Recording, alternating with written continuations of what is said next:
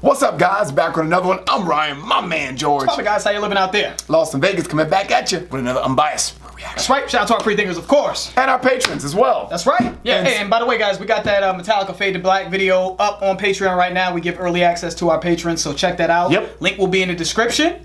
So today we got what? Blue Oyster Cult. Yeah, Don't man. Fear the Reaper. This was made in 1976. Wow. And a lot of people in the comments were saying this is a legendary band, man. One of the forefathers of the beginning stages of rock / getting into heavy metal. Okay. From what we heard in the comments, we could be wrong. Well, let's see what it I don't believe I've heard anything from this band. I don't know if I don't think I have either. Yeah, so this will be new for us, of course. So let's get into it. Blue Oyster Cult, Don't Fear the Reaper.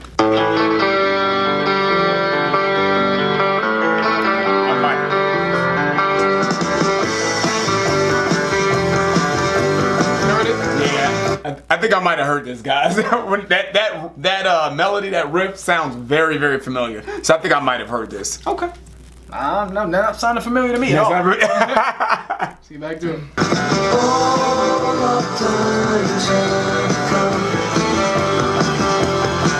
Seasons don't fear the reaper, nor do the wind, the sun, or the rain. Don't fear the reaper, baby, take my hand. Don't fear the reaper. This is straight up 70s. Yes, it is. This feels so 70s, but I love this sound. I do love this sound. It has sort of a slightly psychedelic feel. Yeah, it does. It does. Sounds like something you give me a little joint. Give me a joint, light up. You know what I'm saying? Not that I smoke, but yeah. Let's get back to it.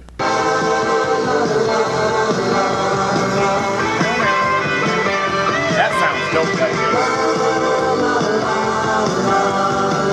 Damn, this sounds so familiar, and it might be the same band. I just can't think of the lyrics. All I can hear in my mind is change, change, change. Change, change, change. Let us know in the comments if anyone can pick that out, what I'm talking about. Yeah, that doesn't sound familiar to me. The change might even be fucked up as well. I might even be fucking the one word that I do know of. But I'm hearing change, change, change. This sort of whispery, laid-back, mellow vibe with that word change, change in it. Let us know if that's Blue Oyster Cult. If you guys know what I'm talking about, let us know in the comments. But this is very familiar to something else I've heard.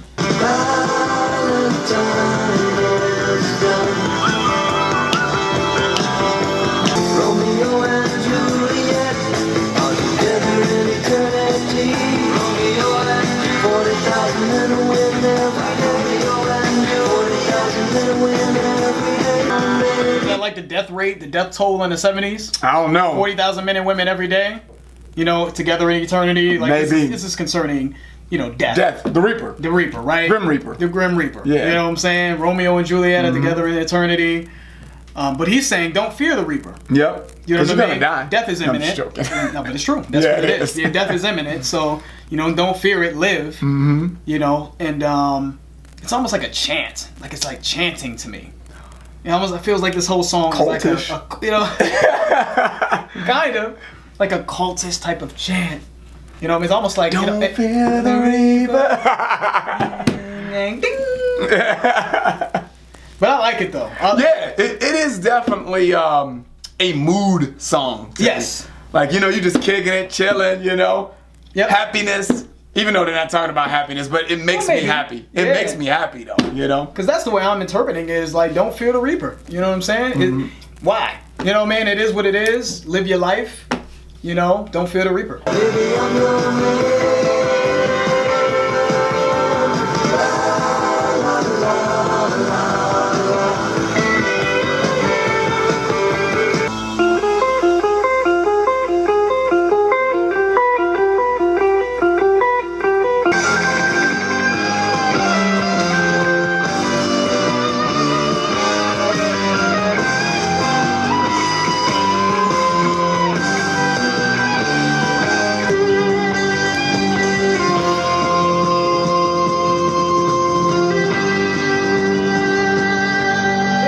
Solo.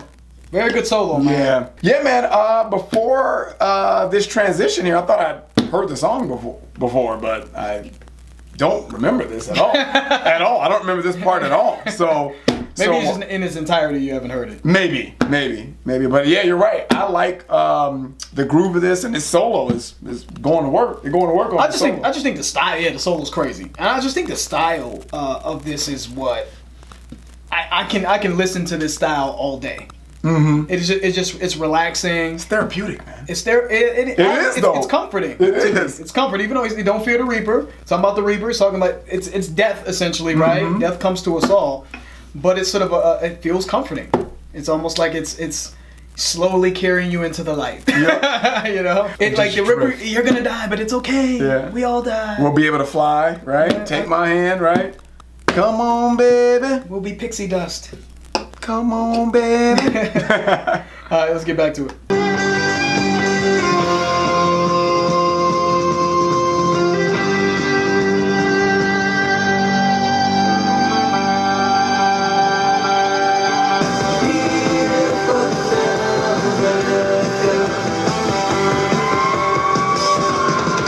Last night of sadness, the street she couldn't go on. The curtains flew and the hippie said, "Don't be afraid. Come on, baby." I love the writing right there. Yeah. Good writing. It came the last night of sadness. It was clear she couldn't go on. The door was open and the wind appeared. The candles blew and then disappeared. The curtains flew and then he appeared, saying, "Come on, baby, don't be afraid." Right? The Reaper appeared. The Grim Reaper figure is a scary figure, right? Because it represents death, and death is it's the fear of the unknown. We don't know what's after this life. But in this song, I feel like the Reaper is taking on a different sort of persona. Yeah. Right? It's not scary. It shouldn't be scary. Yeah, right? So it's again... He's just a representation of death. Of death. That's the reality, right? It's the reality. Yeah. Don't be afraid. This is what we all have to face. You know what I'm saying? So that's why I say it feels more comforting to me. Even though we're talking about death, which can be a scary thing, you know? Very good. Absolutely. Let's keep it going. Come on, baby, don't fear the Reaper.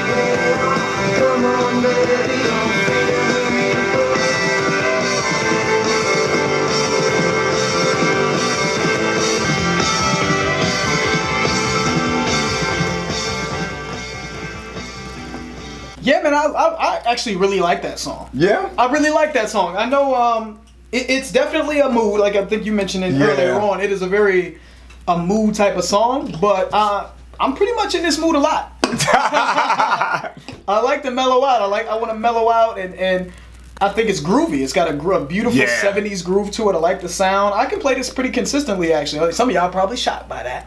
But I can play this pretty consistently. I'm shocked by it. I know you are. Yeah. I love this style, man. I just think I'm really a fan of that 70s style. I'm a fan of the sort of hippie, whispery, chanty type of style. So stylistically, it just really works for what I like. You know what I mean, from that time period. And I liked it. You know what I mean, and I thought it was real. You know what I'm saying? And I felt a level of comfort listening to this as it relates to thinking about death and understanding death and dealing with death. You know what I mean? So I think this is a cool song. It made me think of a whole bunch of movies.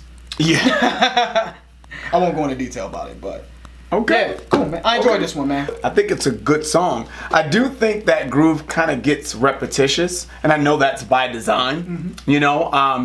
And I do agree with the fact that it sounds 70-ish. You know, it sounds very hippie-ish, which I love that, because people in that time frame, hippies in particular, or people that I would associate that word hippie to, are just fun people. They're free-willed. They you know what I mean? They embrace everything about life. Live life to the fullest. Don't stress about anything. So that kind of mindset, I envy, because I try my best to do that in everything in my life. With that being said, judging that song independently and just, you know, separating from all of that, I just think it's repetitious. If I have to, the word that comes to mind is repetitious. You know, I'm like, okay, I like that groove and I do like it, but I think it could have ended like 2 minutes ago. And Ryan, and correct me if I'm wrong, Ryan, on this. I mean, you know, good feedback, by the way.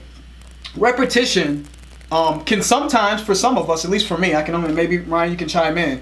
Repetition is not necessarily a bad thing. Sometimes a certain groove and a certain pattern can just work throughout the entire song. You know what I'm saying? That's true. Thank you for saying that. Yeah. So that is true. I'm just saying that because in the future, you know, there may be a song that Ryan likes that is, you know, Yeah. repetitious, has the same similar groove, but it may work for him a little more. You know what I mean? He may be able to it may just stick with him throughout the entirety of the song. Exactly. So, but for this particular song, from what you're saying, doesn't. That's just the feeling that I have. Yeah. Right. Yeah. You know what I'm saying? But, Thank you for saying that, though. That's true. yeah. Because I don't want you guys to crucify me and be like, oh, well, I thought you said you don't like repetition. I didn't say I didn't like repetition. It's In just... that particular song, I didn't like repetition, but it works in this particular song. Right. So, yeah, man, but we enjoyed that song, Yeah, man, man. definitely. So that is the end of the video. Please subscribe if you haven't subscribed. Also to our Patreon channel, subscribe to that if you guys are interested. Link down in the description. Yep. This is Lost in Vegas, George, Ryan. We out. We out.